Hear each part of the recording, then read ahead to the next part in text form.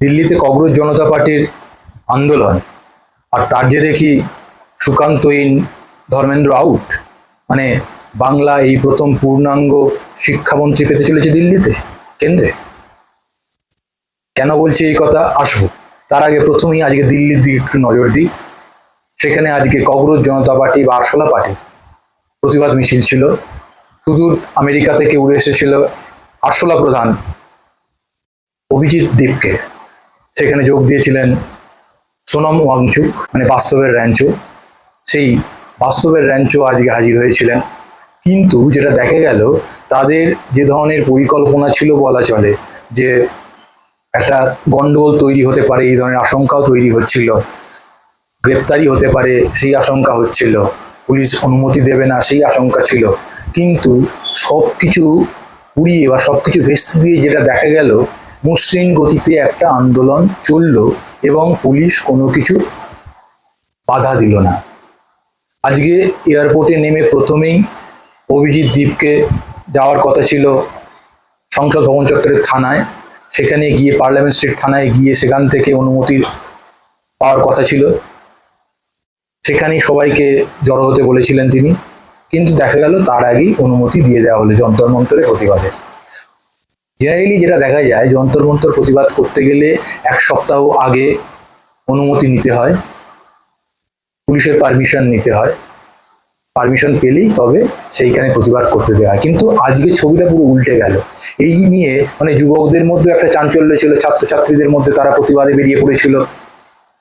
কিন্তু তারা ভেবেছিল যে হয়তো কিছু গন্ডগোল হতে পারে, হয়তো অনুমতিই পাওয়া যাবে না। কিন্তু দেখা গেল না, পুলিশ আগেভাগেই অনুমতি দিয়ে দিয়েছিল এবং অর্ডন করে রেখেছিল যাতে কেউ কোনো রকম অশান্তি ছড়াতে না পারে।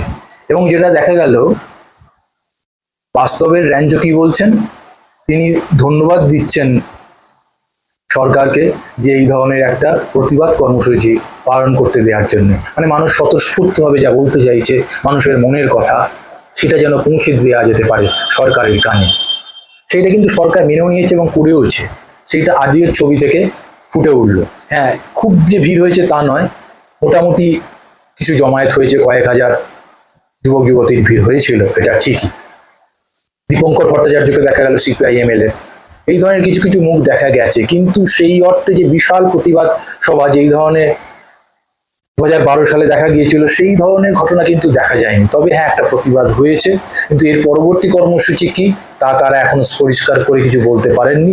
তারা শুধু চাইছেন ধর্মেন্দ্র প্রধানের ইস্তফা। সেই ধর্মেন্দ্র প্রধান শিক্ষামন্ত্রী যদি ইস্তফা না দেন, তাহলে তাদের এই আন্দোলন আরো তীব্র হবে বলে তারা জানিয়েছেন। এইখানেই প্রশ্ন উঠছে, তাহলে কি শিক্ষামন্ত্রীর পদ থেকে সরিয়ে দেওয়া হবে ধর্মেন্দ্র প্রধানকে, বা আগেই ধর্মেন্দ্র প্রধান ইস্তফা দেবেন?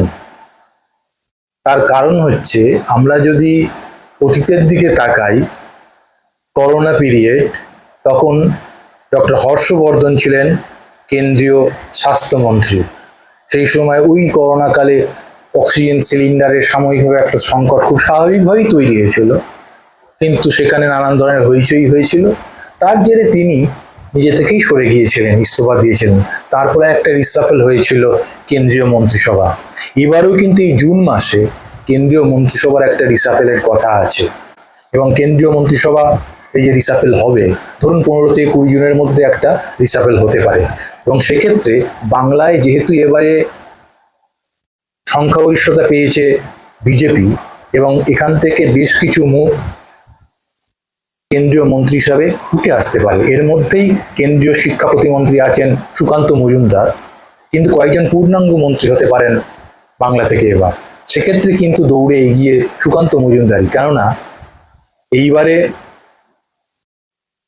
বিজেপি রাজ্য সভাপতি হয়েছেন সমীর ভট্টাচার্য, কিন্তু তার আগে তিনিই ছিলেন। ফলে তাকে একটা সম্মানজনক পদ কেন্দ্র দিতেই পারে, এইটা বিজেপির ভেতর থেকেই উঠে আসছে কথাটা। এবং সেক্ষেত্রে তাকে পূর্ণাঙ্গ মন্ত্রী কিসের করা হতে পারে? পূর্ণাঙ্গ মন্ত্রী হিসেবে তিনি অনেক পদই পেতে পারেন, কিন্তু তাহলে অন্য জায়গায় আবার রদবদল করতে পারে। সেক্ষেত্রে এই মুহূর্তে যে ধরনের পরিস্থিতি তৈরি হয়েছে, একটা শান্তিপূর্ণ সমাধানের জন্য যদি ধর্মেন্দ্র প্রধান সরে যান, তাহলে সুকান্ত মজুমদার তিনি পূর্ণাঙ্গ শিক্ষামন্ত্রী হতে পারেন। এবং তিনি আরএসএস এর প্রথম থেকেই লোক, আরএসএস এর হওয়ার ফলে সেখানে আপত্তি হওয়ার কথা নয় বলেই মনে করছেন বিজেপির একাংশ।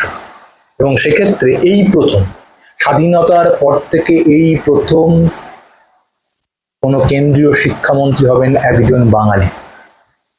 কি হবে সেটা আর কয়েকদিনের মধ্যেই স্পষ্ট হয়ে যাবে, কেননা 8 তারিখেই দিল্লিতে ইন্ডিয়া জোটের বৈঠক, তারপরেই বাদল অধিবেশন, তারপরেই সম্প্রসারণ, কেন্দ্রীয় মন্ত্রিসভায় সম্প্রসারণ হবে বা কেন্দ্রীয় মন্ত্রিসভায় রদবদল হবে এবং বাংলা থেকে বেশ কয়েকজন নতুন মুখ দেখা যাবে এবং পুরনো মুখের মধ্যে আরো উঠে আসতে পারেন পূর্ণাঙ্গ মন্ত্রী হিসাবে। সেক্ষেত্রে সুকান্ত মজুমদার ইন, ধর্মেন্দ্র প্রধান কি আউট? আগামী সময় সে কথা বলবে। এ ব্যাপারে আপনাদের কি মনে হচ্ছে লিখে জানান আপনারা এবং দেখতে থাকুন জার্নো আমি। নমস্কার।